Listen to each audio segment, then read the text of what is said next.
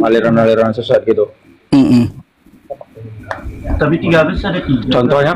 Kamera. Nah, Contohnya? ya saya nggak bisa satu-satu sebut, nggak bisa sebutin satu-satu.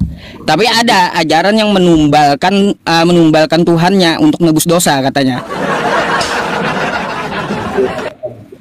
Iya, padahal kan ajaran tumbal menumbal itu ajaran setan, itu ajaran tumbal menumbal.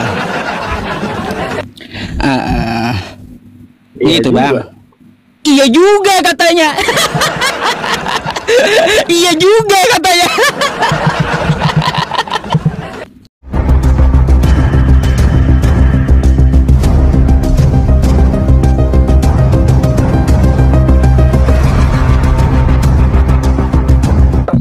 Saya lihat dari pengalaman saya sendiri, kayak ini kami nih, contohnya kami meninggal kan kasihan ibaratnya, kayak harus diformalin, harus ini.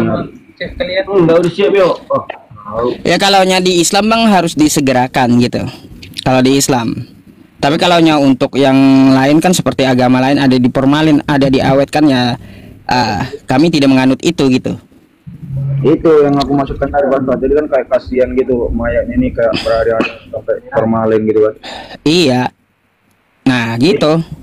Itu kalau menurut Pak Ustadz, aku nih jujur ya, aku jujur kayak kurang paham lah tentang agama ini. Cuman kalau menurut Pak Ustadz itu masuk ke ajaran agama apa ke adat gitu? Karena kan agama sama adat nggak bisa disatuin kan? Iya. Betul. Kalau ada upacara adatnya kan diformalin, terus seperti apa?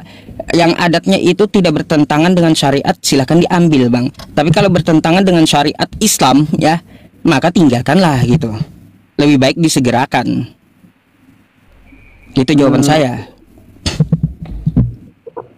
Iya, karena kan kayak sampai berhari-hari gitu kan. Nah selain itu ada lagi bang pertanyaan yang lain. Kayaknya abang tertarik banget dengan Islam. Ya. Bukan. Nanti kayak salah paham lagi. Aku cuma nanya sama kayak biar lebih paham aja sih tepatnya. Terus? Jadi kalau ke pribadiku nggak ada sih kayak harus serang menyerang nggak, karena kan menurutku kayak dosa itu kan kita yang tanggung sendiri, enggak sih? Ya betul, nggak ada dosa ditebus bang. Mantap, dosa tanggung sendiri.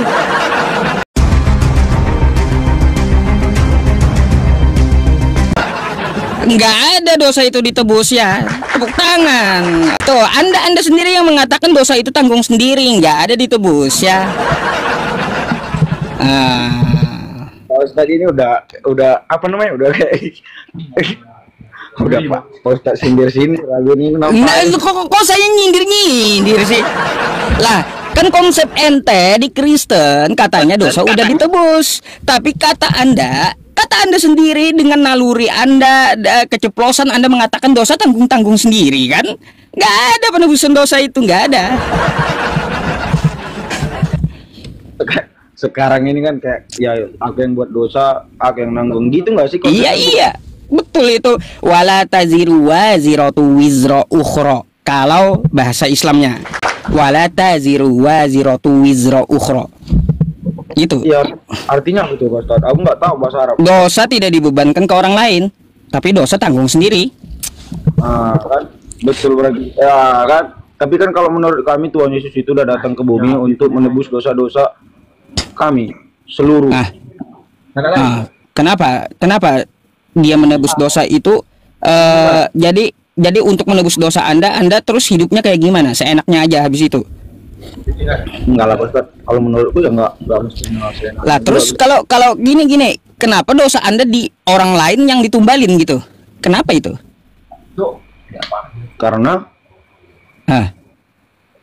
nanti aku tafsirkan sendiri, salah ngomong bahaya nih. Iya, kan nggak bisa imani saja. Kenapa dosa yang kau lakukan malah orang yang kau tumbalkan gitu? Iya, ajaran tumbal menumbal itu ajaran setan bang. Coba tuh, anda coba datang ya ke dukun, minta pesugihan. Apa katanya? Minta tumbal, kan kayak gitu. Itu ajaran setan, minta tumbal manusia itu. Tumbal menumbal itu ajaran setan. Iya, tumbal menumbal itu ajaran setan itu.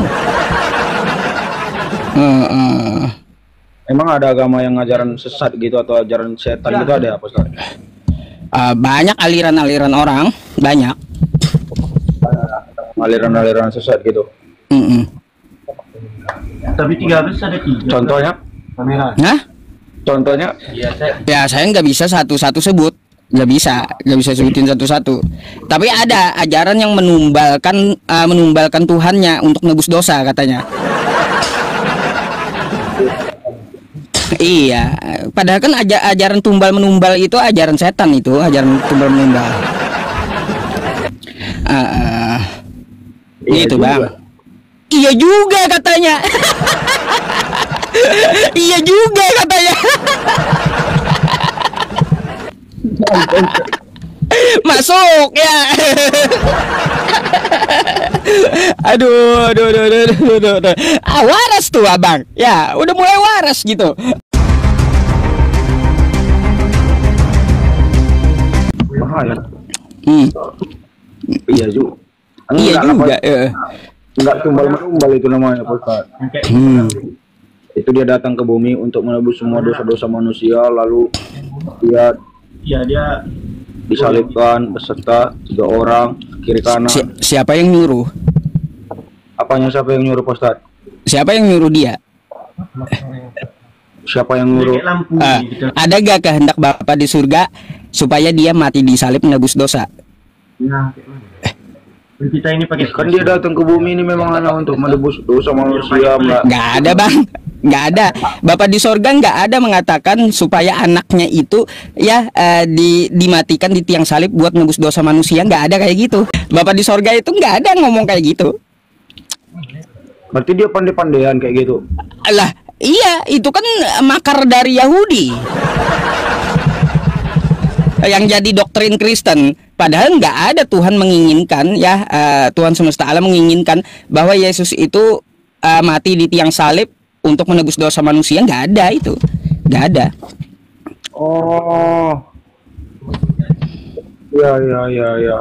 Nanti kalau aku tuh sama-sama kawan atau sama Pak Ustadz berani tanggung jawab. Nggak ada itu, Tuhan itu disuruh ke bumi. Si cari mana kehendak Bapa di sorga agar Yesus tersalib? Tanya aja ya. Tanya ke pendeta pun, silakan tanya mana kehendak Bapa di surga agar Yesus itu mati di salib menebus dosa. Tanya, ya tanya. Karena apa? Karena kata Yesus di Matius 7 nomor 21 ya, dikatakan barang siapa yang tidak melakukan kehendak Bapanya maka dia tidak akan masuk dalam kerajaan sorga.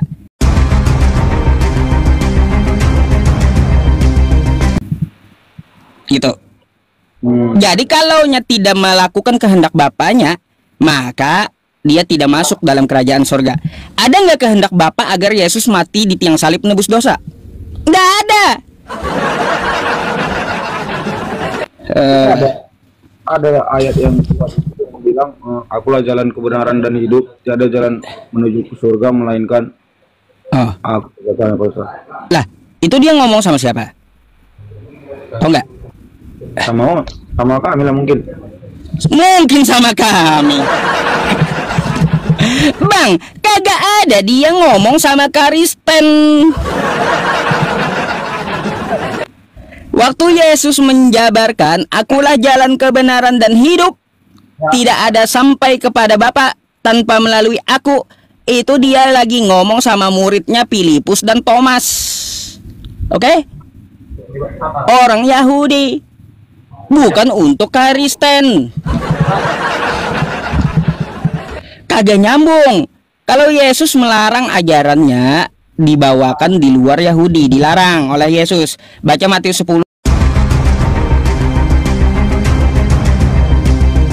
Yesus melarang ajarannya diajarkan kepada di luar Yahudi.